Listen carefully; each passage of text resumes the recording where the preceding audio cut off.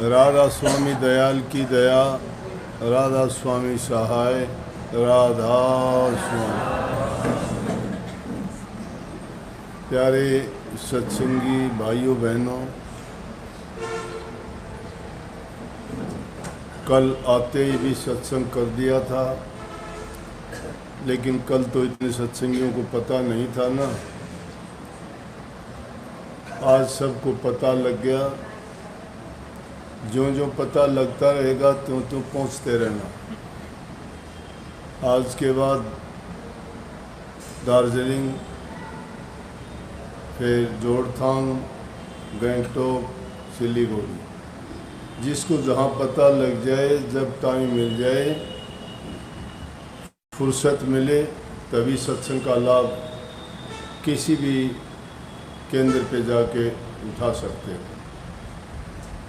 4 आश्रम है अपने साइड में। धुलाबाड़ी का पहला आश्रम, जोड़थांग का दूसरा, गंगटोक सिक्किम का तीसरा, सिलीगुड़ी का है ही केंद्र।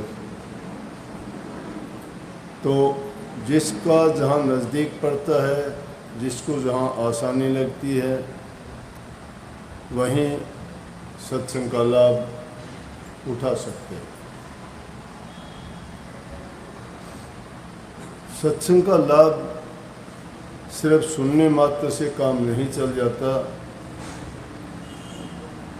सत्संग के नियमों को जानना भी बहुत ज़रूरी है। सत्संग की जब शुरुआत हो जाती है, वाणी, वचन या उपदेश चल रहा होता है और आप किसी कारणवश लेट आते हो, तो पहला नियम सत्संग का होना चाहिए कि दबे पांव से चुपके से सबसे पीछे जाके बैठ जाए, ताकि दूसरे सत्संगियों का आपकी तरफ ध्यान ना जाए। अगर आप चलते हुए कोई आवाज़ करते हो, खांसते हो या बोलते हो, या आप राधा स्वामी बोलते हो, तो सबका ध्यान आपकी तरफ जाएगा और सत्संग करने वाले का ध्यान भी बट जाएगा। और जो बात चल रही होती है, जो प्रकरण होता है, सत्संगियों को जिस प्रकार का उपदेश जो देना शुरू कर दिया होता है, उसमें विघ्न पड़ने से वो बात फिर अगर भटक जाती है तो उसका सही मतलब नहीं हम ले पाते, या यूँ कहो कि उसका जो हमें लाभ मिलना चाहिए था वो नहीं मिल पाता। एक नियम ये होना चाहिए पक्का। दूसरा नियम, सत्संग में बैठ के आदमी को अपनी दृष्टि अपने सतगुरु के चेहरे पे, कान उनके वचनों पे और हृदय के दरवाजे खोल के उनको एकाग्रचित होके सुनना चाहिए। तभी आप सत्संग का पूरा लाभ उठा पाओगे। कई लोगों की आदत होती है, सत्संग चल रहा होता है, इधर उधर देखते हैं, दिल नहीं लगता हो। उनका दोष नहीं होता, ये कर्म की मार है। जिनका कर्म इतना अच्छा नहीं होता, पिछले संस्कार अच्छे नहीं होते, उसका मन सत्संग में नहीं लगता, उचाट हो जाता है उसको कि कब खत्म हो, कब उठूं, कब भागूं। तुलसी साहब ने कि तुलसी पूरब ले जन्म से या पूरब ले कर्म से, हरि कथा नहीं सुहा, के उठे के सोवे और के पर चर्चा दे चला। वो आदमी 3 काम तो करेगा ही करेगा। या तो वो क्या करेगा, उठ के ही चल देगा, या उसको नींद आनी शुरू हो जाएगी, उबासी तोड़नी शुरू कर देगा। या कोई दूसरी आहिस्ता से किसी को कहेगा, ये बात देखना वो क्या करता है, मतलब सत्संग की तरफ उसका ध्यान नहीं होगा। ये उसके पिछले जन्म के संस्कार, उसके कर्मों का फल है। इसलिए ख्याल रखना चाहिए कि सत्संग सुनते वक्त हमारा चित्त भंग ना हो, एकाग्रचित होके सत्संग सुनना अगर प्रारंभ कर दोगे तो नाम भक्ति या ध्यान की अवस्था में जाते वक्त आपको इतना लाभ मिलेगा उस चीज़ का कि थोड़े से प्रयास से ही आपकी समाधि लग जाएगी, क्योंकि आपने एकाग्र करना सीख लिया है। और ये पहला दर्जा है कि मन को एकाग्र करना, एक जगह पर रोकना। मन का भी खराब है, ये घूमता रहता है, इसको आदत नहीं है बनने की, एक जगह रुकने की। तीसरी चीज, इसकी दिलचस्पी नहीं है उन चीज़ों में। संतों ने कहा हरि रस ऐसा रे जिसके पिए से अमर हो जाए। नाम का रस तो ऐसा है कि जिसको पीने से आदमी अमर हो जाता है, लेकिन अमर उस अमीर रस की जिसको चाह होती है वो उस अमीर रस को पहचानता है। देखने से तो देखा देखी कभी किसी को रंग नहीं चढ़ता भक्ति का। जिसके हृदय में जब तड़फ लगती है, विरह और वैराग्य पैदा होता है, तभी वो नाम जप सकता है, भक्ति कर सकता है, अपने कर्मों को काट सकता है और जीवन को पवित्र बना सकता है। जब तक सत्संग में ये तरीके नहीं अपनाता है तब तक वो वंचित रह जाता है सत्संग के लाभ से। तीसरा कि आदमी हर चीज से निवृत्त होकर सत्संग से पहले कहीं जाना आना हो, कोई चीज, कोई काम छोटा मोटा, अपने चीज हर चीज से फारिग होके निश्चित और शांति से बैठे, जिससे उसको घंटा 2 घंटे कितना भी टाइम बैठना पड़े तो उसको कोई चीज़, भूख प्यास या कोई तड़प उसको ना लगे, किसी चीज़ कोई परेशानी उसको ना हो कि उसको जिसके कारण उठना पड़े। अगर भरी संगत में एक आदमी उठ के चलता है तो सब लोग उसकी तरफ देखेंगे, ये क्यों गया। मैं देखूंगा तो आप भी देखोगे, मैं उस तरफ देखूंगा तुम सब देखोगे, क्या आ गया महाराज जी ने क्यों देखे, ध्यान भट गया ना। फिर मैं तुम्हारी तरफ देखूंगा, मेरा भी भट जाएगा।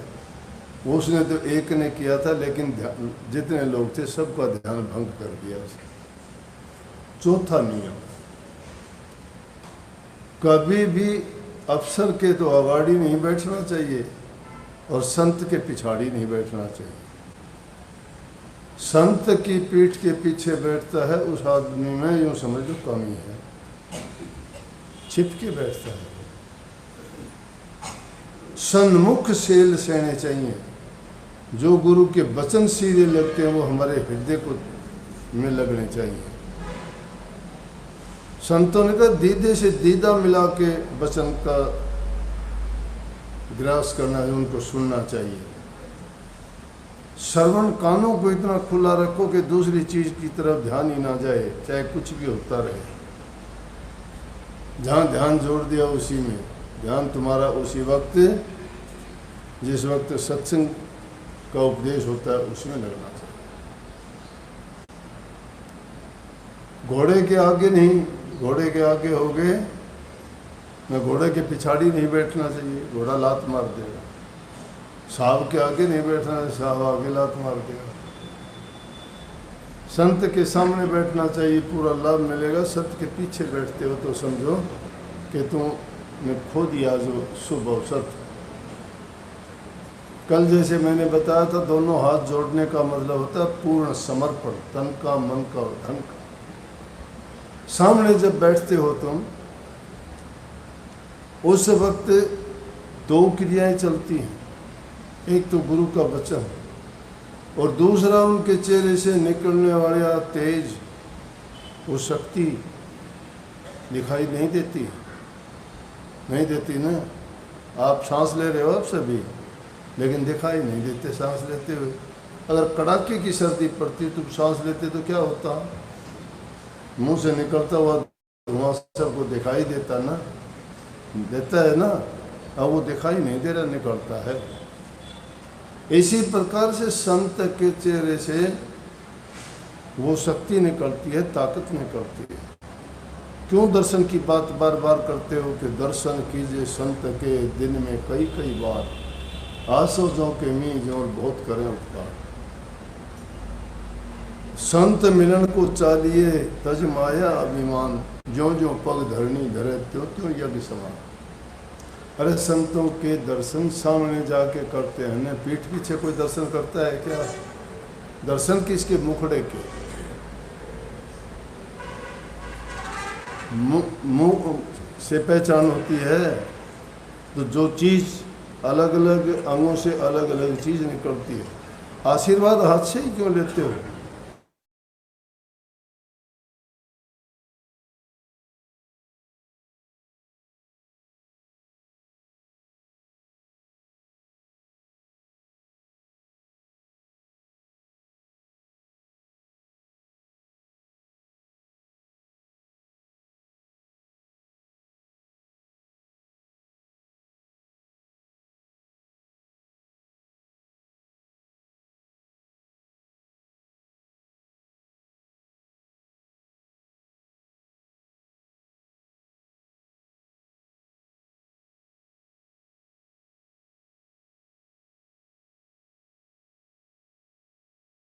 मिलती है।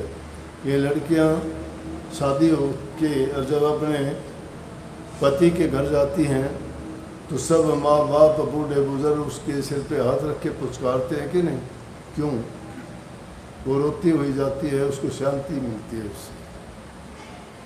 तो इन हाथों से भी वो धार निकलती है, हमारी दृष्टि से भी निकलती है।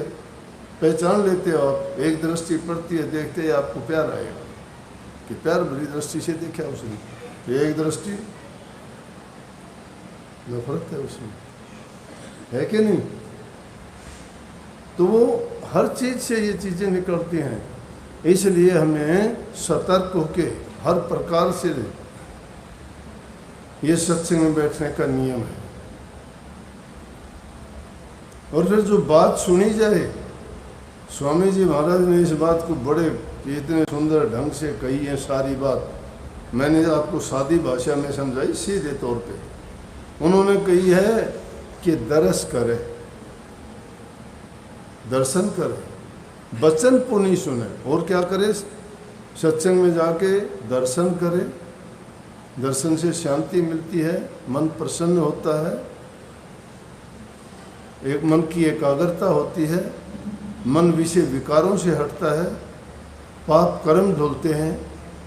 इसलिए कही कि दर्शन करने से उनके गुण आ जाते हैं।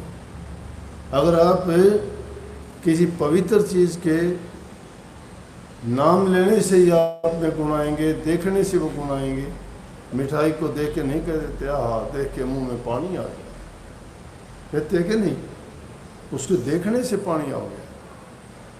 तो इसलिए संतों के दर्शन देखने से ही मन में शांति आ जाएगी।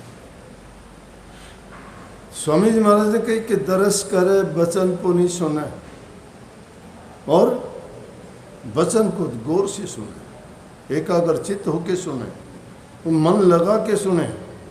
सुने सुने नहीं, उसको वचन पुनि सुने, सुन सुन के गुण।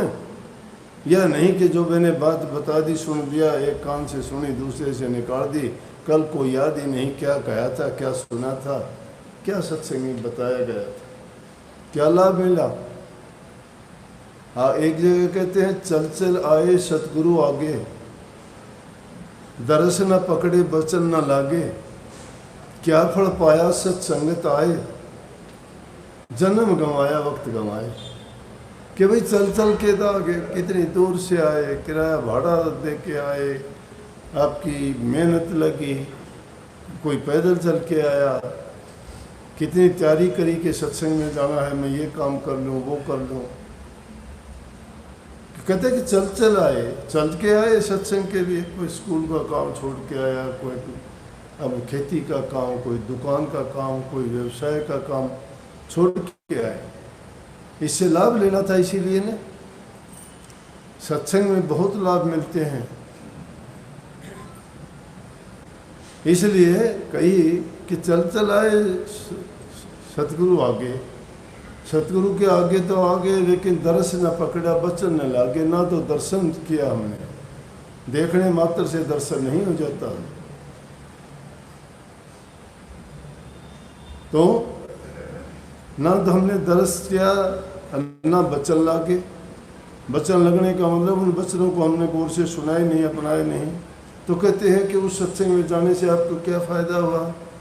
आपने तो जन्म खो दिया, समय गंवाया, बेकार गंवाया, मेहनत आपकी बेकार चली गई। लेकिन दूसरी जगह जो कही ना कि दरस करे बचन पुनि सुन, सुन सुन के गुण है। उन बचनों को सुन के गुण है। संतों की वचन में ताकत होती है। संत जो वचन करते हैं उसको आजमा के देखा करो, जीवन में लागू करके देखो। कही है संत वचन पलटे नहीं, पलट जाए ब्रह्मंड रवि का तेज घटे नहीं, चाहे जुड़ आए घमंड। संत वचन पलटा नहीं है, हर काल में सत्य होता है, नहीं पलटता वो मिथ्या वचन नहीं कहते। मिथ्या वचन वो लोग कहते हैं जिनका स्वार्थ होता है, जिनका लालच होता है, जिनका कोई पक्ष होता है। संत निर्लेप निष्पक्ष होते हैं, वो दयावान होते हैं, वो सर्वजन हिताय सर्वजन सुखाय की बात करते हैं, जिसमें सबका हित हो, सबका सुख हो। इसलिए उनके वचन को ये ऐसे ना सोचो कि उन्होंने कह दिया, वो सत्य होगा वचन। वक्त आएगा तब पता लगेगा। फिर वक्त जब गुजर जाए फिर आदमी कहता रहो कि मेरे को कहा तो था, महाराज जी ने, गुरु जी ने ये बताया था, लेकिन मैंने गौर नहीं किया, मेरा कर्म माड़ा था। कर्म माड़ा नहीं था, तुम्हारी लापरवाही थी, तुम्हारी मस्ती थी। वो ऐसी बेपरवाही नहीं करनी चाहिए, ऐसी बेअदबी भी नहीं करनी चाहिए।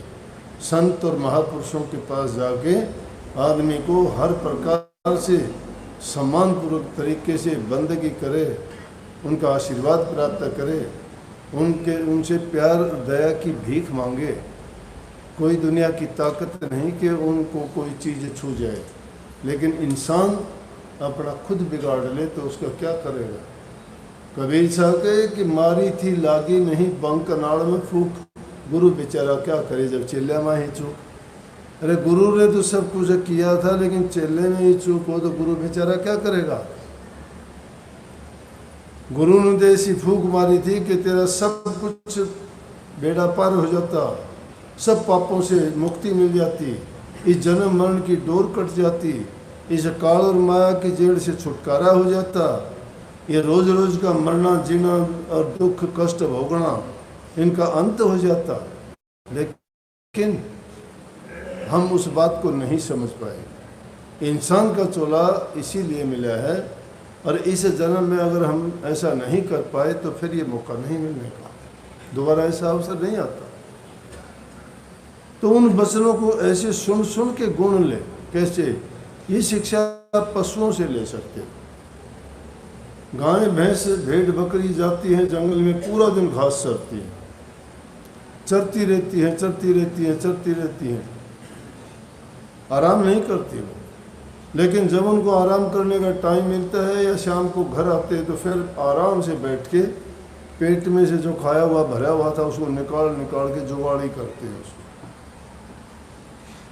उसको जुगाड़ी करके उसको पूरे को हजम कर लेते हैं, और उसमें सार जो शक्ति ताकत उसमें गुण है वो सारा का सारा उसके शरीर को मिलता है, शक्ति देता है, ताकत देता है। इसी प्रकार से हम भी वो सत्संग के वचन जब सुनते हैं, सुन के लेके जाए, घर जाने के बाद उन पर गौर करें। सत्संग एक बार में समझ में नहीं आता। आज जो सुनते हो ना, इसी सत्संग को दोबारा सुनोगे तो हैरान हो जाओ। मैं आपको सच्ची बात बताऊं, मैं वैसे तो सुनता नहीं, लेकिन कई बार मुझे मेरा ही सत्संग सुनने को मिल जाता है तो मैं महसूस करता हूं कि अच्छा मैं ऐसा कब बोल गया, मेरे को खुद नहीं पता होता मैं क्या बोल गया। मुझे खुद नहीं पता होता मैं क्या बोल रहा, और फिर थोड़ा अच्छा लगता है कि मैं तो अच्छा बोल रहा था। इसलिए उस चीज़ को जो तुम सुनते हो ना, उसको पल्ले बांध के लेके जाया करो, पल्ला झाड़ ना बनो। बल्ला झट का मतलब है यहीं छोड़ के चले जाते हो, जो मिला यहीं छोड़ के चल दिए, नहीं। घर जाओ, उसको लेके जाओ, उसको दोबारा से सुनो और उन बातों पर दोबारा गौर करो और धीरे धीरे जिंदगी में देख लेना, उनमें से एक बात भी असत्य हो जाए तो बता देना, सब सत्य होंगे। तो कई सुन सुन के गुण गुण के काट ले सार।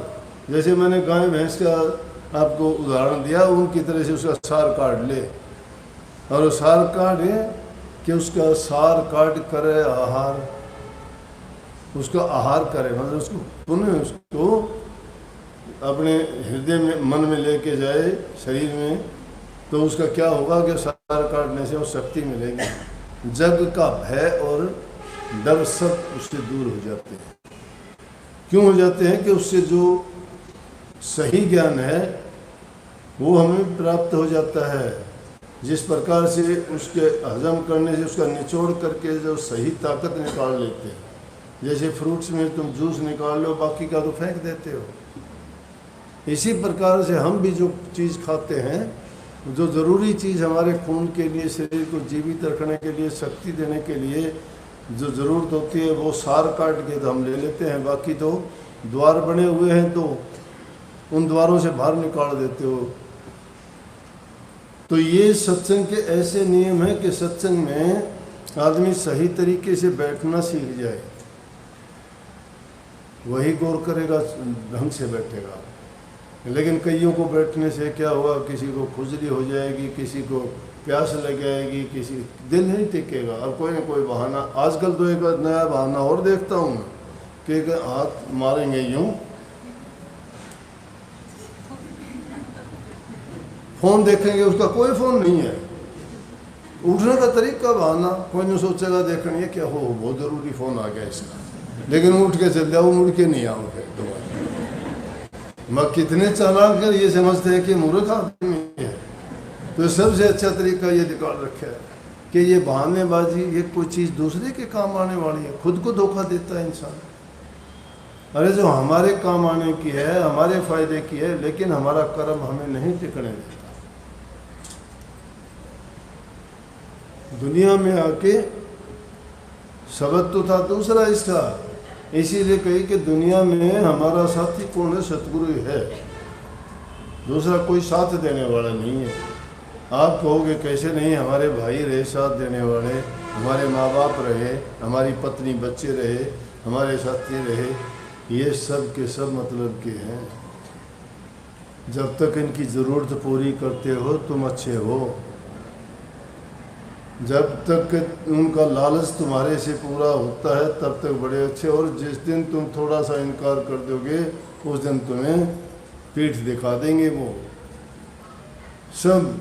लेकिन सतगुरु किसी को पीठ नहीं दिखाता, क्योंकि उन लोगों के पीछे उनका स्वार्थ, लालच, उनकी कामनाएं छिपी हुई है। लेकिन गुरु को आपसे कोई स्वार्थ नहीं है, कोई लालच नहीं है, और ना ही उनकी कोई कामना है, ना ही संसारी लोग उनकी किसी कामना को पूरी कर सकते हैं। सतगुरु तुम्हारी कामनाओं को पूरी कर सकता है। क्यों कर सकता है? कि जिसने सब कुछ त्याग दिया उसके पास सब कुछ है, और जो सब कुछ अपनाना चाहता है उसके पास कुछ भी नहीं रहता। नाम से बढ़ के कोई दौलत नहीं है। तुम दुनियादारी की चीज़ों को सोचते हो कि बड़ी, वो चीज़ें बड़ी नहीं हैं, मिट्टी है वो।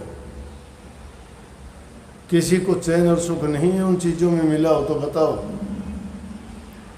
बड़े बड़े धनवान हुए, बड़े बड़े बलवान हुए, बड़े बड़े बुद्धिमान ज्ञानी हुए, लेकिन उन आज कहाँ हैं वो?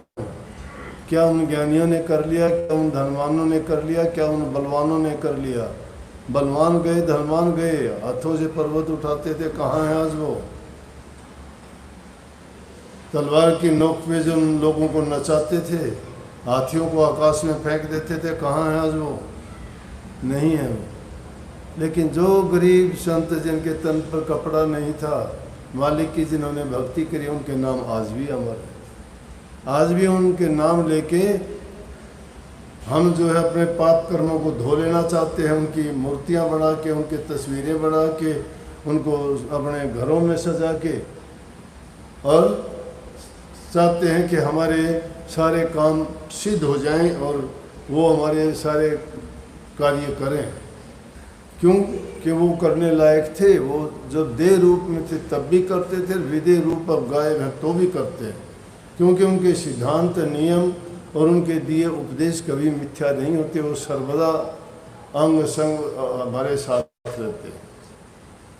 अब दुनियादारी की तो ऐसी चीज़ें हैं, इनको तो ये तो आदमी को कुएं में डाल देते हैं। कुएं में डाल देना का मतलब समझते हो ना, कि ख़त्म कहानी, कुएं में गिर जाए कोई आदमी तो क्या बचेगा उसमें। किस तरह से एक कोई छोटी सी उम्र में था बच्चा, पहले हमारे ये पुराने हमारे देश में ये होता था, पहला बच्चा होता था तो महात्माओं को चढ़ा देते थे कि ये महात्मा को चढ़ा दिया हमने, ये गुरु के पास ही रहेगा, उसका शिष्य बनेगा। तो इस गुरुकुल होते थे, जंगलों में होते थे। गुरु सब प्रकार की शिक्षा उनको वहीं देते थे। आज की तरह आजकल तो लाखों गुरु हैं एक आदमी के। कोई संगीत सिखाता है, कोई पढ़ना लिखाता सिखाता है, कोई डांस सिखाता है, कोई कपड़े सीने सिखाता है, कोई बाल काटने सिखाता है, कोई खाना बनाना सिखाता है। ये गुरु हैं। लेकिन सतगुरु एक होता है, ये बताऊं, जो सत्य का ज्ञान देता है, भक्ति का ज्ञान देता है, मालिक से मिलने का तरीका बताता है, सतगुरु है। गुरु तो अनेकों हो जाएंगे आदमी के, हमारे भी हैं, आपके भी हैं, बहुत गुरु, क्योंकि हमने ये चीज़ें सीखी हैं किसी न किसी से। लेकिन उस ज़माने में जो गुरु होता था ना, वो तो गुरु शस्त्र विद्या भी वही, अक्षर विद्या भी वही, ज्योतिष भी वही, वैद और डॉक्टर हकीम की भी वही काम करता था। सब प्रकार की शिक्षा, जितने भी काम, सब्जी बनाना, रोटी बनाना, कपड़े सीना, जो भी काम थे सब गुरु ही सिखाता था उसको। तो छोटी उम्र में जो समाज से दूर हो जाए उसको क्या पता समाज में क्या होता है। जंगलों में, बीच जंगल के उनके आश्रम होते थे। गुरु की आज्ञा के बिना वो कदम भी बाहर नहीं रखते थे। और जब गुरु से शिक्षा पूर्ण हो जाती थी तो गुरु को दक्षिणा देके फिर वहाँ से वो बाहर निकलते थे और फिर दुनियादारी का धीरे धीरे उनको ज्ञान होता था दुनिया क्या है। तो एक छोटी उम्र में गुरु की भेंट चढ़ा दिया, जवान हो गया। एक दिन जा रहा था रास्ते में तो सामने से बारात आ गई। बारात आ गई तो साथ में आदमी थे। बोला भाई ये क्या है? बोला महात्मा जी आपको नहीं पता, ये बारात है। क्योंकि बड़े ढोल धमाके बज रहे, नाच गाने हो रहे, नए कपड़े पहन रखे, सब सजे धजे हुए, खुशी खुशी। महात्मा जी बोले अरे ये क्या है भाई, क्यों देखा नहीं बेचारे ने कभी। बोले महात्मा जी ये शादी करने जा रहे हैं। बोले शादी? बोले हाँ शादी है। बोला क्या होता है? बोले शादी ये होती है जी, वो लड़का है, इसकी लड़की के साथ शादी होगी। अच्छा फिर भाई? फिर बोला जी दोनों इकट्ठे रहेंगे, उनको बच्चे होंगे। अच्छा फिर नूरा बड़े हो जाएंगे, घर गृहस्थी में तो ये होता है, ऐसा चलता है। सुनी बात उसने, वही बात दिमाग में आ गई। अब तो लाखों बात सुनते रहते हैं, सुबह से शाम तक कितनी बातें दिमाग में आती हैं, कभी वो देखी नहीं थी। तो चलते चलते जंगल में एक जगह एक कुआं था, उसे कहाँ सोए, वहाँ तो कोई घरों में तो रोकता नहीं था, उस जगह मिली नहीं। कुएं का जो पानी निकालने वाली जगह होती है उसको पाटछा कहते हैं, जिसमें चबूतरा सा बना होता है, उस पर सो गए। रात में जब सोया तो उसने सोचा कि मेरी भी शादी होगी। महात्मा ने सोचा मेरी भी शादी होगी। पत्नी भी आ गई उसकी, शादी होगी, और पत्नी उसके साथ में सोई हुई है, और उसके बच्चे भी हो गए थे। अब महात्मा है वो कुएं के साइड में सोया हुआ है, और वो बच्चे वो बीच में है, पत्नी दूसरी तरफ है। तो पत्नी कहती है कि थोड़े से आगे सरे कि बच्चे दुख पाते हैं। महात्मा जी थोड़े से आगे हुए कुएं की साइड में, फिर भी बोली थोड़े से और होइए, वो अभी दुख पाते हैं ये, थोड़ा सा और हो गया। थोड़ी देर में बोली थोड़े से और हो जाओ, ये मेरे को भी जगह नहीं मिलती लेटने के लिए, बच्चे भी दुखी हैं। उसने ये कही, महात्मा ने थोड़ा और मस्कोड़ा दिया, कुएं में धड़ाम देसी गई, कुएं में गिर गया। लोगों को पता लगा भाई कोई कुएं में गिर गया, इकट्ठे हो गए, निकालो। बोले भाई कौन? बोले भाई इस तरह। बोले महात्मा जी आपको निकाल लेंगे, कोई बात नहीं, गांव से रस्से वस्से लेने गए। बोले रस्से वस्से तो ले आओ, वो तो ठीक है, सारे गांव को बुला लो एक बार। गांव में रुका दे दिया, सारे गांव के काफ़ी लोग इकट्ठे हो गए कुएं के पास में। और जब कुएं के पास में इकट्ठे हो गए तो कुएं से अंदर से ही बोला भाई तुम ठीक ठाक हो सारे? बोला क्यों, हम तो ठीक है, हमारा क्या बिगड़ गया, आप बताओ। मेरा कुएं में था, पड़े हो, पूछे हम, पूछ हमसे रहे हो ठीक ठाक? बोला अरे सपने की औरत बच्चों ने मैं कुएं में गिर दिया। अब हम तो वास्तविक में जो है बच्चों के साथ औरतों के साथ, तुम्हारा क्या हाल होगा? तो ये है कि जिन लोगों के साथ हम रहते हैं ना, वो हमें कुएं में डालते हुए देर नहीं करते रात दिन। जिनके जब नकली बनावटी सपने के भी ये लोग जिनको हम अपना कहते हैं वो हमें कुएं में डाल देते हैं, तो वास्तविक जो जीवन में है उनका यही हाल इस वाणी में कहने का मतलब था कि सतगुरु भी हमने देख लिया, कोई भी किसी का मित नहीं। तो ये तो बात मजाक की है, लेकिन बात समझने की भी है। घर गृहस्थी में रह के अगर आदमी सच्चाई से, प्यार से, ईमानदारी से और अपना सही काम करते हुए अच्छा बर्ताव व्यवहार रखे, माँ बाप की, बूढ़े बुजुर्ग की, ज़रूरतमंद की जो कर सकता है, दया नाम लेते हैं, दया करना हर काम में दया। गरीब पर दया करना, तुम्हारे पास है उसको कुछ दे सकते हो, किसी को दर्द तकलीफ़ है उससे मीठा बोल के उसका दर्द बता सकते हो, किसी को कोई पीड़ा है तो उसको जो भी मरहम पट्टी करके आप उसके घाव से ला सकते हो, किसी के दिल पर घाव लगा है तो उसे अच्छा बर्ताव, मीठी बातें करके उसके दिल को शांति दे सकते हो, ये दया है। और जब इंसान ऐसा करता है तो उसके हृदय में दया है। और संतों ने कहा कि दया राख धर्म को पाले और जग से रहे उदासी। जो इंसान दिल में दया रख के और धर्म की पालना करता है, धर्म क्या है, जिस जगह पे हो और जो तुम्हारा पद है उस पद पर पूरा न्याय करो। अगर भाई हो तो भाई का पूरा काम करो, पिता हो तो बच्चों की पूरी परवरिश उनका काम करो, उनका लालन पालन सही करो, माँ है तो उनको गृहिणी हो के घर गृहस्थ के पूरे अच्छे सच्चे काम करो, बच्चों को अच्छी शिक्षा और संस्कार दो। हर प्रकार से जो तुम्हारा काम है उसको सच्चाई के साथ, ईमानदारी के साथ, अच्छा बर्ताव के साथ करोगे, वो धर्म का पालन करना है। तो कहिए कि दया राख धर्म को पाले, जग से रहे उदासी। जग से उदासी का मतलब ये नहीं कि मुंह सुजा के बैठ जा, किसी से बात ही ना करे। जग से उदासी का मतलब है जग की चीज़ों को अपना मन ना दे, कि हमेशा लालच की ओर ही बढ़ता रहे कि मेरे पास ये हो जाए, मेरे पास। जब आदमी को ज़्यादा की इच्छा हो जाती है, वो सोच लेना चाहिए कि उसी टाइम वो गिरावट की ओर चलना शुरू हो जाता है। लेकिन ये काम उसके लिए नहीं है कि कभी कह दो कि मैं ज़्यादा मेहनत भी नहीं करूँगा। नहीं, मेहनत करते हो, किसी के काम में दखल नहीं देते हो, अपना कमा के खाते हो, तुम्हारा शरीर इजाज़त देता है इतना काम करो, क्योंकि उसका लाभ और फायदा आपका ही होगा। लेकिन ज़्यादा संग्रह करने से मिले भी क्या गा, फालतू चीज़ करने से क्या मिलेगा।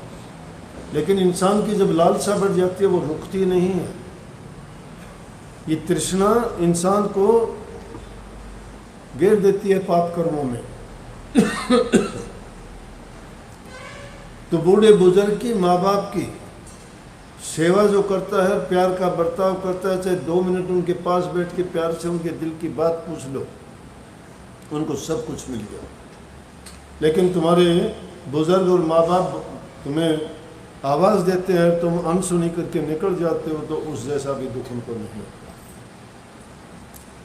आजकल के ज़माने में कुछ ऐसा भी होता है कि बूढ़े माँ बाप होते हैं, उनको जो अनाथालय में आके छोड़ आते हैं, वृद्धाश्रम में उनको छोड़ देते हैं, उनकी संभाल नहीं करते। ये नहीं सोचते तुम्हारा जीवन उनसे बना है, तुम अगर आज कुछ हो तो उन माँ बाप के कारण हो। ये बड़ा धर्म है। कहाँ भक्ति का नाम लेते हो? नाम का सुमन करना, ध्यान करना, अभ्यास करना बहुत दूर की बात है। लेकिन मैं गृहस्थियों का धर्म बताता हूँ कि गृहस्थ में रहते हुए जो इन चीज़ों का पालन करता है वो भक्ति करता है। सच्ची भक्ति यही है। ऐसे लोगों से तो परमात्मा खुद आके दर्शन देता है, खुद आके पूछता है कि बोल भगत मैं तेरा क्या करूं। और वो भक्ति किस काम की? नाम ले लिया, पूजा पाठ करते हो, मंदिर मस्जिद गुरुद्वारों में जाके तुम दिखावा करते हो, लेकिन घरों में तुम्हारे सास माँ बाप भूखे बैठे हैं, उनका तुम हाल चाल भी नहीं पूछते हो। कोई धर्म नहीं है, कोई भक्ति नहीं है, कोई पूजा पाठ नहीं है, कोई व्रत नहीं है, कोई तुम तीर्थों पे टक्कर मारते फिरते हो, क्या मिलेगा वहाँ पे? सबसे बड़े तीर्थ और देवता तुम्हारे घर में बैठे हुए हैं। उन तीर्थों की भक्ति कर लेना, उनकी पूजा कर लेना, उनकी सेवा कर देना। मैं कहता हूँ तुम्हें कभी भी कोई दुख हो जाए मेरे पास आके दोष देना मुझे, और तो मैं क्या करूँगा, माफ़ी मांग लूँगा आपसे कि हाँ भाई मैंने गलत कह दिया। लेकिन कोई भी शास्त्र, कोई भी धर्म अगर इन चीज़ों को इनकार करता हो तो मुझे बताओ कि मैं गलत या मिथ्या कहता हूँ। अगर नहीं कहता तो इन बातों को आप अपनाओ, आपका जीवन सफल होगा, पक्का होगा। पूरे जीवन में सुखी रहोगे, शांति मिलेगी, और हर प्रकार से मालिक तुम्हारे पास है, वो दूर नहीं जाता। जिसके हृदय में सच्चाई है, जिसके हृदय में सच्चाई है, उसी के हृदय में प्रभु बैठे हुए हैं। जो सच्चाई नहीं है वहाँ कोसों दूर है उससे। तो जाके हृदय साथ है, वहाँ के हृदय आप। जिसके हृदय में सच्चाई है उसी के हृदय में प्रभु का वास है। सबको बहुत बहुत आशीर्वाद। राधा स्वामी। अभी थोड़ी देर में आज पौने घंटे या घंटे तक यहाँ से निकलेंगे हम दार्जिलिंग के लिए। जो जाना चाहो तो हमें कोई दिक्कत नहीं है, कोई जाना चाहे नहीं तो हम किसी को मना नहीं करते, लेकिन भागा दौड़ जाकर ही होता है। सुबह बोलो शाम